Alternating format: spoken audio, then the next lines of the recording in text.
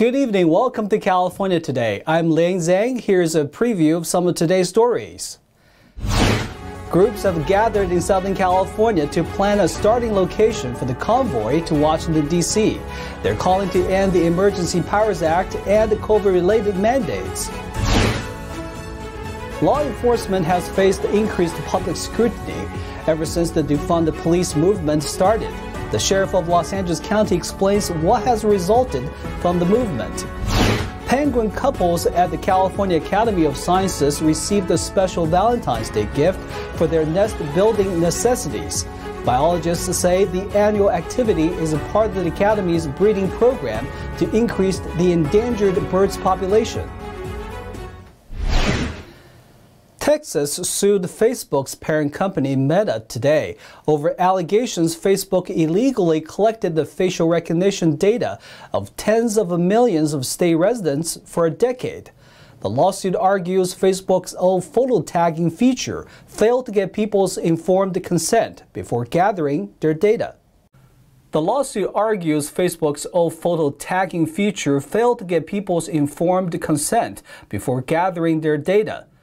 In November, Facebook said it would stop using the tool and said it would delete more than 1 billion people's information, citing concerns about the use of the technology.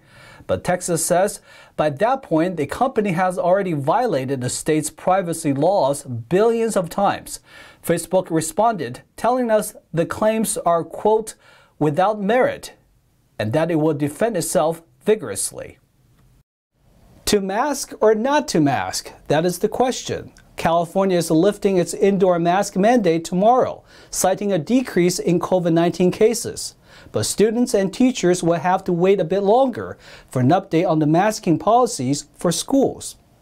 Good afternoon. On Monday afternoon, California Public Health Secretary Mark Ghaly said the state is seeing an overall decrease in cases, hospitalizations, and the 7-day test positivity. Case numbers have come down quite a bit. Those hospitalizations now almost at 8,000, nearly where we would predicted they'd be around this time, down over 40%.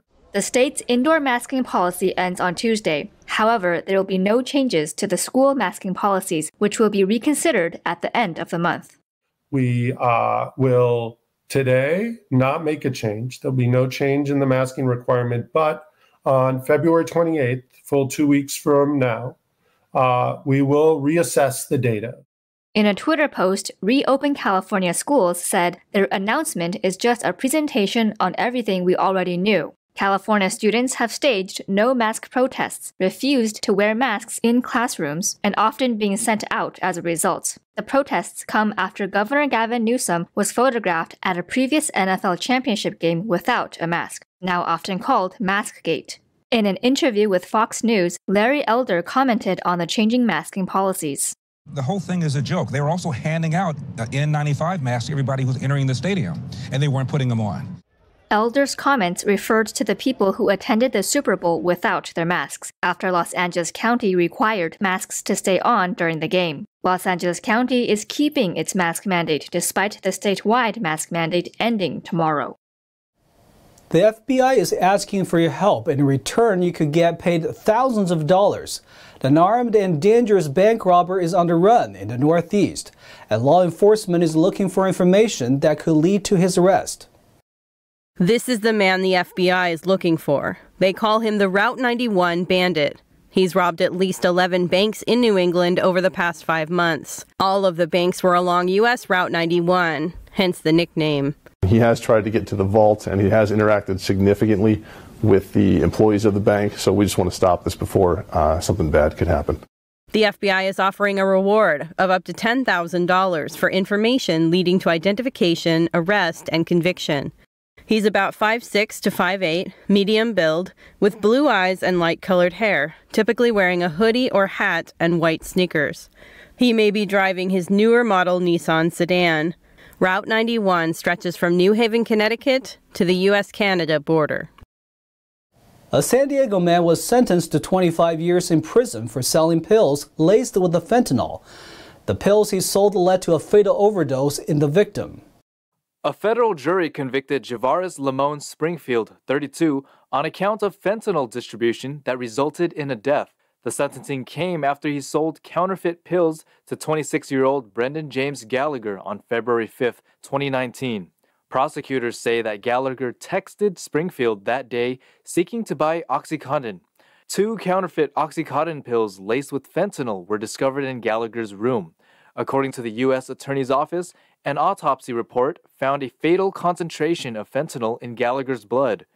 Police arrested Springfield a few weeks later.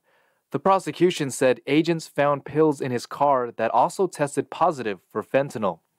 Court papers reveal that Gallagher was a Boston native who served in Afghanistan with the U.S. Army.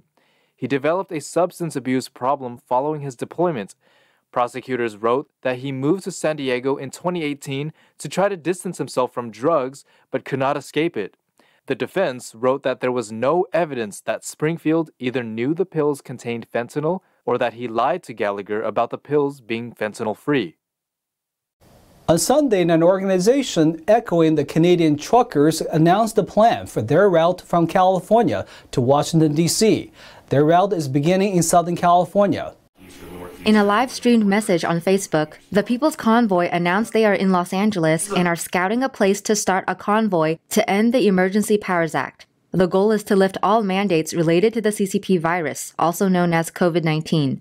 The group is doing a final round of planning and meetings to kick off. It's for the American people, not the trucker. It's just the truckers that are taking a stand. They plan to start from Southern California, then pass through Las Vegas, Arizona, Oklahoma City, St. Louis, and finally Washington, D.C. The group has been updating the public through Facebook, Telegram, and TikTok. They are made up of 29 co-organizers and state groups. They urge anyone with a vehicle, not just trucks, to join them. They hope to meet with state leaders at each stop. The People's Convoy are planning a rally in Coachella Valley in Indio, California on March 4th and 5th. Eileen Ang, NTD News, California. California's utility regulator approved the plans to add more renewable energy sources and batteries to the state's power supply. Last Thursday, the California Public Utilities Commission, or PUC, lowered its carbon emission targets for 2032. The new target is 35 million metric tons of greenhouse gases, down from 46 million. The move comes despite California's green energy grid being unprepared for a severe drought and massive wildfire last year. As a result, the state sourced about 50% of its power from natural gas. California has spent years restricting the growth of fossil fuel infrastructure in its goal to move away from natural gas and other fossil fuels. The PUC intends to have 11.5 million homes powered with renewable energy by 2023. It plans for all California homes to be powered with renewable energy by 2045. Jim Phelps, a power industry engineer and contractor with 35 years of experience, said the blackouts from 2021 are a telltale sign of a clean energy future. He cites that solar and wind have unpredictable and erratic electricity production. On top of that, California can have abrupt changes in demand. Phelps said the blackout issues did not start until California began moving away from gas-fired power plants. He cited additional legislation like only selling electric vehicles and community choice programs are stressing the state grid. Several cities in Orange County recently adopted 100% renewable energy models through such a program. Phelps wrote, "Most people care about how clean their energy is, that is, until they have no electricity in their homes or businesses, especially when their refrigerated food spoils." He added that brown power, as opposed to green power, is a required component of electric reliability. And coming up, trams are returning to the Disneyland parking lots after shutting down service during the first pandemic lockdowns. Trams are returning back this month. Soon, customers can once again skip the walk from the parking lot to the front gates if they want. That and more here on NTD News.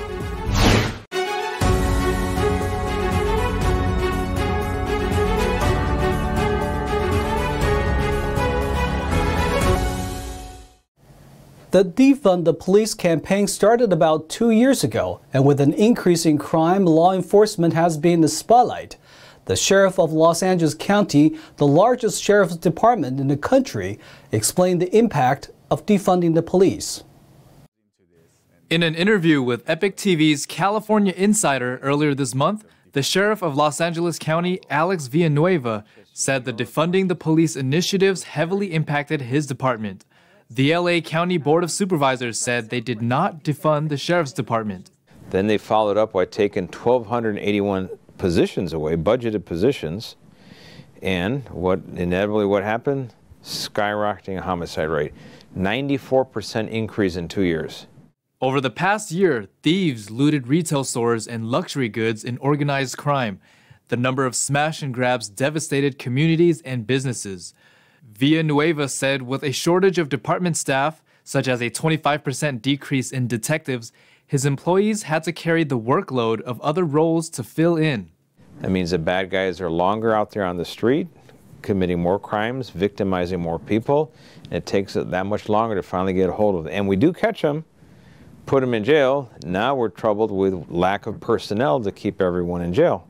Because again, defunding has consequences. Villanueva feels that the younger staff can benefit from mentors from the experienced employees, but that's an issue. So we're losing that whole supply chain that feeds the organization at all the different levels. So now I'm losing my most experienced investigators because they're aging out. It's a baby boom generation that is leaving. And I can't replace them, so all the institutional knowledge walks out the door. And that is a tragedy right there. And we're talking about the brightest and best investigators in the entire nation. They're not replaceable. The sheriff said his department had 2.16 million interactions with the community last year, such as responding to 911 calls. And of those, there were 758 complaints and 923 accommodations. But more numbers are actually happy with it than they complain about it. So every organization can do better.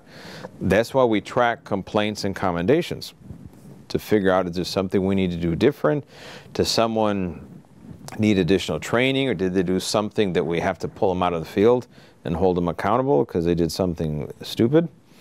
I mean, that's always there. That's part of, running the organization. And with 17,000 employees, obviously, a lot goes right, but things can occasionally go wrong. He believes his department is on the right track, but that they can do better. As sheriffs, deputies in Los Angeles County are facing a job loss over jab mandates, a neighboring county is swooping in with job opportunities. Kern County's official Twitter account posted a recruitment video aimed at Los Angeles County sheriffs. The recruitment video is aimed at LA County sheriffs who may lose or leave their job due to strict jab mandates. County Sheriff Donnie Youngblood told the Los Angeles Times that he felt it was an opportunity. He said he does not know how many of his deputies have taken the jab, as the number is not tracked. Other Kern officials, like the district attorney and chief administrative officer, shared the video as well. The video comes after part of the LA Sheriff's Department opposed jab mandates. Kern County, neighboring LA just to its north, posted the video last Wednesday. The posting came as the LA County Board of Supervisors moved to revoke Sheriff Alex Villanueva's responsibilities for enforcing jab mandates. Villanueva refuses to fire deputies who stand up to mandates. The county board has motioned to fire 18,000 county employees, including 4,000 sheriff deputies. A new Senate bill will ban offshore oil drilling in California. The bill has been introduced in the wake of a large oil spill last year in the south of the state. A recently introduced Senate bill would shut down 3 of the 4 oil rigs in the state. Democratic State Senator Dave Min, representing Irvine, introduced SB 953 on February 9th. Min said in a statement that where there is drilling, there is going to be spilling. He said coastal economies, marine ecosystems, and access to clean beaches are all at risk. Min added that the California rigs account for 0.3% of all U.S. oil production. The drilling ban follows a large oil spill off the coast of Huntington Beach on October 3rd last year. The leak spilled 25,000 gallons of crude into the ocean. Many officials took a stance against oil drilling as a result. Critics say that the state will continue importing oil regardless of the possible ban. Kevin Slagle, vice president of Western States Petroleum Association, said what's not produced here comes from someplace else because demand is not going down. He said that California's strict regulations make local oil drilling relatively environmentally friendly. Slagle added that California currently produces 30% of the petroleum that it uses, and a ban would lead to more oil tankers outside of seaports. Andrew Meredith, president of the State Building and Construction Trades Council of California, said nothing in the bill is working to bring down costs of fuel for California consumers. Min said in a response that the $44 billion that the coastal economy generates every year outweighed the possibility of an oil spill. A Southern California doctor is calling for his county's public health director to become an elected position. His comments come after some of the strictest mask mandates are being enforced in Los Angeles, which he says have no scientific basis. A medical doctor is calling for more accountability within the Los Angeles County's Department of Public Health. Ophthalmologist Dr. Homan Hemati says the current director has too much power. His solution is to have the position become an elected official rather than appointed, and to create an independent panel of doctors to hold the director accountable. Hemati said people didn't realize how much power the position has until the pandemic hit. The eye doctor said the department previously focused on issues like sanitation rather than controlling every citizen's life. The LA County Board of Supervisors appointed current health director Dr. Barbara Ferrer in 2017. Angelenos criticized her for enacting some of the nation's strictest health mandates during the pandemic. Ferrer said on February 8th that she will enforce LA's mask mandates for at least a few more weeks, despite the state's mandates ending on February 15th. Her conditions are less than 730 cases per day for 2 weeks, or if the FDA approves jabs for infants. Hemati said Ferrer's conditions have no scientific basis. He said that kids are at the lowest risk from the CCP virus, also known as COVID-19. Hemati added that Ferrer was likely unprepared to be single-handedly responsible to make such impactful decisions. The ophthalmologist compared the health director's position to the LA County Sheriff's position, which is an elected office. Somebody who controls armed sheriff's deputies, who has power to kill people and enforce laws, must be accountable to the people. Nonetheless, most of the supervisors supported Ferrer. After a long day of walking through an amusement park, the last thing many families want to do is have another long walk back to their car. Fortunately, Disneyland is bringing back trams in their parking lots to ferry their guests once more. No longer will Disneyland guests have to walk nearly a mile from the parking lot to the front gates. The parking tram will return to the park on February 23rd. The announcement came through a brief Instagram message on February 10th, revealing the tram moving through a parking garage. In the absence of the trams, some parkgoers described the walk back to their vehicle as brutal on social media. The tram has been out of service since the park closed in March 2020 due to the CCP virus pandemic, also known as COVID-19. Since then, the whole system has received a range of updates. Guests can expect a redone loading zone, according to Mice Chat, a Disney News website. The tram transports visitors from both the Pixar Pals and the Mickey and Friends garages. It stops at Downtown Disney, an outdoor shopping center near the front gate. The regular path to and from the parking lot will still be accessible. For guests coming in, masks are required for all individuals in all indoor public settings through February 15, 2022, according to Orange County Health Guidelines. Disney does not require COVID jabs or negative tests. Today is Valentine's Day. The biologists at the California Academy of Sciences have a creative way to celebrate with a batch of happy feet. Let's take a look. Lining their nests with nesting material protects their eggs when they lay them, so it's really important that they actually take these. Handing out red felt hearts to African penguins at the aquarium has become a tradition for biologists at the California Academy of Sciences. The birds grab the hearts in their beaks and waddle around their rocky enclosure toward their nests. According to the aquarium website, the male penguins are usually the ones who retrieve the heart and carry it back to their mates.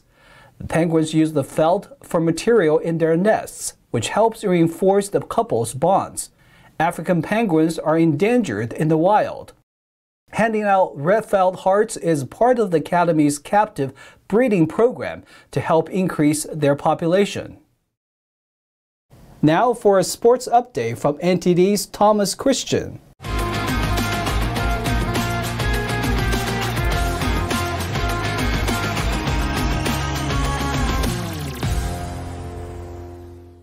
I'm Thomas Christian, giving you the California Today Sports Roundup. Los Angeles Rams quarterback Matthew Stafford said the team's roller coaster Super Bowl victory mirrored his team's turbulent season, in which they were forced to overcome adversity every step of the way.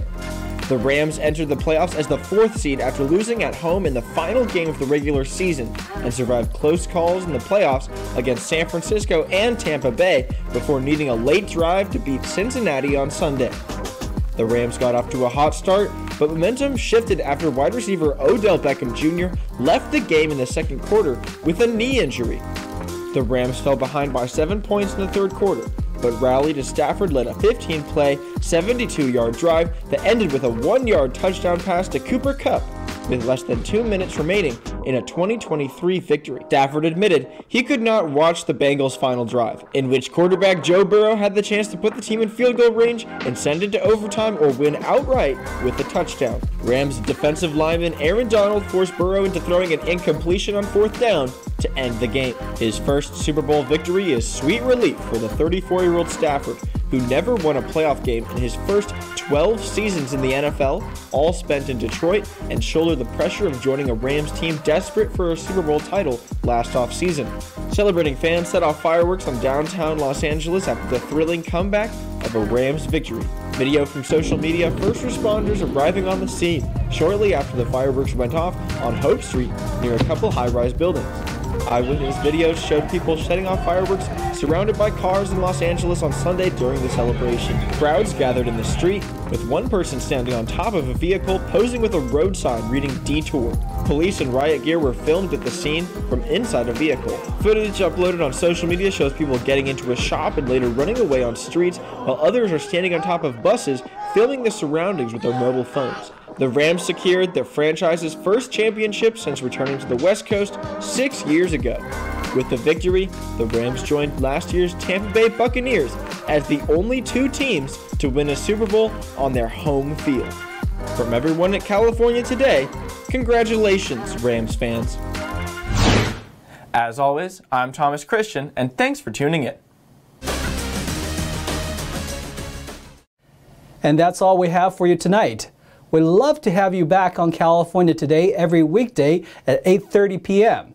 Feel free to let us know if you have any news tips for our show. We're also on Twitter, Facebook, and YouTube. I'm Ling Zhang. We'll see you next time.